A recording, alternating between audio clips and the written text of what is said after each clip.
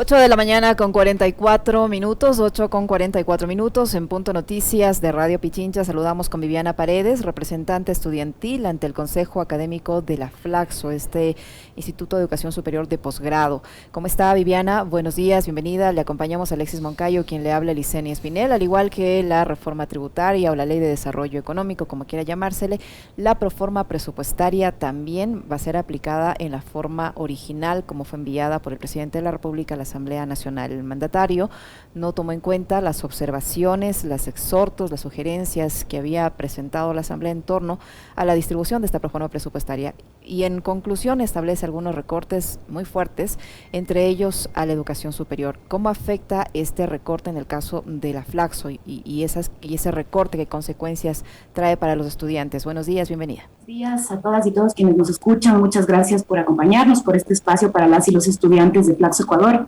Efectivamente, las propuestas de recorte del presupuesto universitario que ha sido sistemáticas, sostenidas desde el anterior gobierno de Lenín Moreno y se siguen replicando en este gobierno, generan una afectación a la ciudadanía y también al rol del Estado, porque el rol del Estado constitucionalmente no solamente es garantizar la educación superior, sino que es su deber garantizar la educación de la ciudadanía a lo largo de su vida. ¿Y cómo se puede hacer esto? Únicamente con la asignación presupuestaria correspondiente.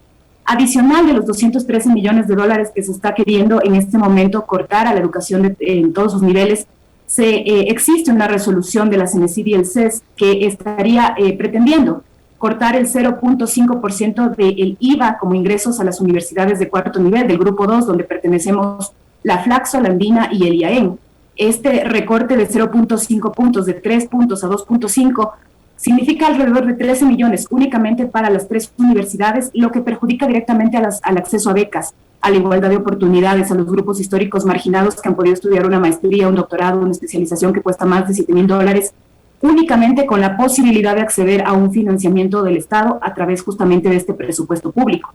La afectación para las y los estudiantes desde el recorte presupuestario significa vivir en condiciones de precarización, pues nuestras universidades en este momento cuentan con sistemas de becarías que permiten a, como decía, los hijos de los campesinos, los hijos de los obreros, los hijos de los trabajadores acceder justamente a esta especialización, a estas maestrías, a estos doctorados.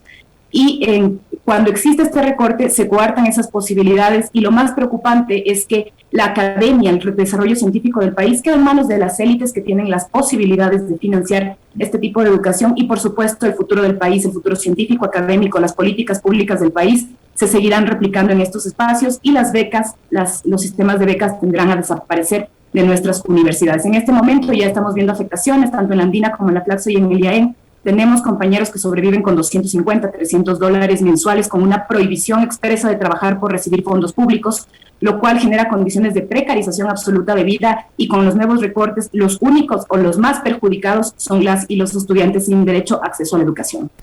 Hola Viviana, qué gusto saludarle. A ver, me surge la inquietud de si eliminan ese 0.5% para las universidades, es para que las universidades no reciban esa plata, pero me imagino yo que ese 0.5 se va a seguir cobrando al IVA, ¿no es cierto? ¿A dónde van a destinar esa plata, pues?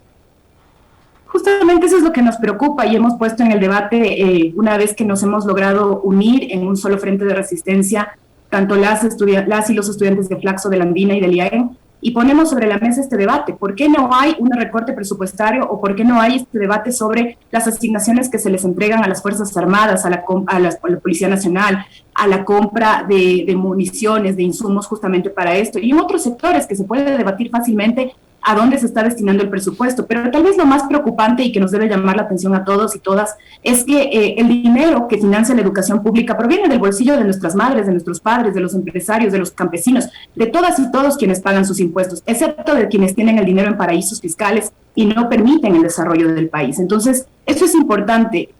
Parte de esta transparencia de saber hacia dónde se van a ir los recursos que están quitando a la educación es también conocer a dónde se están asignando, cuáles son las prioridades del gobierno nacional en este momento y qué se va a hacer para repatriar los capitales que se encuentran en este momento en paraísos fiscales, que ha sido objeto de la prensa internacional, para que ese dinero pague impuestos en Ecuador y pueda financiar la educación en todos sus niveles. Viviana, ¿Cuál sería la afectación para los estudiantes? Me refiero, ¿cuántos estudiantes no podrían acceder, en el caso de la Flaxo, a tener una carrera de posgrado? Porque entendería yo que hasta ahora se financiaban con esta ayuda, digámoslo, entre comillas, ayuda estatal, pero si esto se reduce, ¿cuántos estudiantes no podrán acceder a esta ayuda? Si la tendencia de ataque de alguna manera a la educación de posgrado se mantiene por parte de las reducciones presupuestarias, estaríamos hablando de una afectación de alrededor de 600 estudiantes anuales que no podrán acceder a educación superior de cuarto nivel. Y estamos hablando de dos grupos específicamente que son considerados en su mayoría dentro de las 3 universidades. Son los grupos históricamente excluidos, esto quiere decir las personas originarias de pueblos ancestrales, afrodescendientes, de movimientos indígenas, campesinos, montubios, así como personas que han sido históricamente excluidas por su condición de género, de la comunidad LGBTI. Pero además hay otro tipo de becas que considera justamente la falta de acceso, la falta de oportunidades, la falta de posibilidades económicas que se condicionan con una excelencia académica en contraprestación. Los y las estudiantes becarios tienen que cumplir plazos más rigurosos, tienen que cumplir, en algunos casos, hacer investigaciones de tesis durante 5 meses justamente por este recorte presupuestario, lo cual afecta también a la calidad académica, porque no es lo mismo contar con plazos amplios que permitan un desarrollo de cronogramas de las investigaciones a contar con 5 o 6 meses porque no existe más presupuesto para esto. Y esto no solamente para las y los 600 estudiantes que se forman aproximadamente cada año en las universidades, sino también una afectación a todo el sistema, a toda la sociedad, porque si esta afectación, como digo, se mantiene de manera progresiva, los golpes al presupuesto público se mantienen de manera progresiva, la política de becas va a tender a desaparecer y estos grupos marginados, estos grupos sin condiciones sociales, los hijos de los obreros, los hijos de los campesinos, no podremos acceder a estudiar en las universidades. Siempre la idea es que se amplíen los cupos, que se amplíen las posibilidades y evitar que se vivan estas condiciones que ahora se están viviendo de precarización de los y las becarias que deben estudiar y buscar fuentes alternas de financiamiento para sobrevivir, ya que los contratos específicamente prohíben el trabajo de relación de dependencia por recibir esos 200 o 300 dólares mensuales como parte del presupuesto público. Estas inquietudes, Viviana, y preocupaciones al mismo tiempo que tienen los estudiantes de posgrado en la universidad cofinanciada del Ecuador, ¿se le ha hecho conocer a las autoridades de gobierno, a CENESID? ¿Han mantenido reuniones? ¿Han conversado con ellos? ¿Qué les ha dicho además el secretario de Educación Superior? Las y los estudiantes de la Flaxo, la Andina y el IAEN, como les decimos, estamos en un momento de declararnos en resistencia frente a estas medidas que intentan imponerse. Así lo hemos definido como universidades del Grupo 2 presupuestario y nos hemos sumado a algunas actividades. En primer momento hemos participado en varias acciones de marchas, de movilizaciones. Estuvimos el 26 de noviembre justamente en las calles en este primer momento de unidad de la Andina y la Flaxo, ahora que se suma el IAEN ya oficialmente a la representación estudiantil del IAEN a nuestras acciones, pues vamos a continuar con lo que la Andina propuso en un momento, la representación de la Andina, que era medidas cautelares constitucionales para exigir justamente que no se vulnere el derecho a la educación, que como sabemos es un monto preasignado constitucionalmente para justamente la consideración del presupuesto universitario. Entonces, en ese sentido, nosotras y nosotros desde nuestras universidades hemos tenido acercamientos con con el cuerpo directivo y estamos en constante coordinación para conocer qué es lo que está sucediendo. Ante el anuncio de la Universidad Andina Simón Bolívar de que se generarían estas medidas cautelares, hubo una respuesta del CES y al parecer se reverían estas acciones de coartar el 0.5% del IVA. Sin embargo, se ha prolongado la fecha hasta el 10 de diciembre, es la fecha en que tendríamos que esperar para conocer la decisión final. Mientras tanto, seguimos con la lucha por el presupuesto. Hemos solicitado que nos reciban en la Comisión de Régimen Tributario, en la Comisión de Educación Superior de la Asamblea Nacional. Esperamos que ahora que somos un solo bloque, como digo, de representantes de las universidades del Grupo 2, estamos completos, la Andina, el IAEN y la Flaxo, podamos tener esta posibilidad de comparecer de manera conjunta a los 3 representantes a la Asamblea Nacional y, pues, por supuesto, poder mejorar estos diálogos y conocer lo que sucede el 10 de diciembre con la resolución que finalmente el CES analizará para evitar este nuevo recorte presupuestario adicional a lo que ya plantea la proforma de presupuesto. Viviana, ¿qué dicen las autoridades, en este caso de la Flaxo? Las iniciativas que ustedes están emprendiendo y que se suman a la de los otros sectores de las universidades de posgrado, ¿son respaldadas por las autoridades de la Flaxo? Nosotros, como estamento estudiantil, nosotras y nosotros hemos decidido unirnos como universidades desde el estamento estudiantil. Con las autoridades tenemos conversaciones fluidas, amplias, especialmente desde la Flaxo hemos impulsado desde la representación estudiantil hace 3 meses y el comité de becarios que se conformó justamente con este objetivo. Hemos impulsado una revisión de descuentos de colegiaturas internamente que se están aplicando. Justamente hoy cierra el plazo para la nueva revisión, porque vimos que esta afectación presupuestaria, que evidentemente escapa de las manos de las autoridades de nuestras instituciones, afecta directamente a las y los becarios. Hemos recibido apertura por parte de los directivos de nuestra institución de Flaxo. Estamos logrando mejoras para las condiciones precarias de vida de nuestros becarios en este momento. Sin embargo, si no logramos el presupuesto universitario adecuado, no va a existir ninguna posibilidad de que el Estado pueda garantizar el acceso a este derecho a la educación.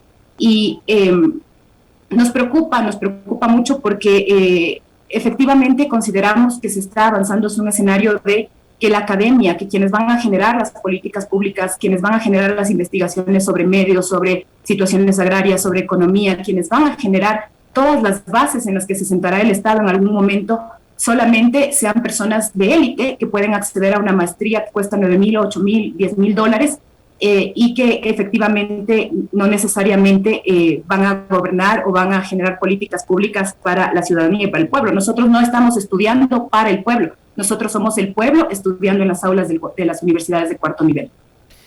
Una cosa adicional que no escapa, digamos, al análisis político, Viviana, que además usted sigue de cerca la política, y es, esto también, así como pasa con el tema de impuestos, Licenia, va en contra de lo que dijo el candidato Lasso en campaña. Porque de lo que yo recuerdo, Lasso decía ingreso libre a la universidad, becas, que todas y todos estudien, becas para todas y todos. ¿Y ahora qué pasó? Pues entonces, otro incumplimiento más del gobierno, Viviana. Así es, justamente nosotros miramos esta propuesta de libre ingreso en lo personal desde el principio con un poco de escepticismo, porque el libre ingreso universitario no existe. Hay cupos limitados y los cupos dependen del presupuesto. Si es que hay una rebaja de asignación presupuestaria a una universidad, el profesor que quedó después de haber despedido a los otros que estaban a cargo del departamento va a tener que recibir un aula con 50, 60, 70 estudiantes y dar clases. Y los que no puedan entrar en esa aula de 70 y sentarse en los pisos, como pasa en las universidades públicas, de 3er nivel, especialmente por la falta de acceso a educación, pues se quedan afuera. Eso no es libre ingreso, no existen garantías para libre ingreso. Porque, como decía, para garantizar el acceso a un derecho, para garantizar el acceso a una oferta de campaña, debe haber voluntad política. Y la Constitución dice que el presupuesto general del Estado es el instrumento para la determinación y las obligaciones que el Estado debe cumplir. Entonces, no está cumpliendo con sus obligaciones, está utilizando mal este instrumento que la Constitución le permite para la redistribución de recursos, y se ve una voluntad política efectivamente de que no se avance hacia el libre ingreso, sino hacia la restricción justamente del acceso a la educación superior, como estamos viendo en este momento. Pero ahora, si es que la lógica que desde el gobierno se maneja es el libre acceso a través de la posibilidad económica, pues esas sí son garantías que se están generando y se están consolidando. Que si el libre ingreso se debe únicamente a la capacidad adquisitiva económica o el capital de una persona, en ese sentido sí se está aplicando. Si es que esa era la forma de decirnos o era la propuesta de campaña. Pero para la ciudadanía, para el pueblo, cada vez se están restringiendo más las posibilidades del acceso a educación de 3er y 4º nivel. Muchísimas gracias, Viviana, por su tiempo, por la información que nos ha proporcionado. Vamos a estar pendientes de cómo evoluciona este tema y le volveremos a molestar. Muchas gracias, muy amable. Muchas gracias, y únicamente invitarles a todas y todos a que nos acompañen en todas las actividades que estamos desarrollando, conjuntamente con Lisbeth Ponce, presidenta de los estudiantes de la Andina, con Jorge Pascuel, representante ante el CAU del IAEN, a través de redes sociales, a través de espacios presenciales, porque estamos no solamente luchando por los que ya están en este momento en el sistema de educación superior, estamos luchando por los que vienen, por los que tienen derecho a estudiar. Muy bien. Muy bien. Muy amable, muchas gracias. Viviana Paredes, representante estudiantil ante el Consejo Académico de la Flaxo, que ha estado con nosotros.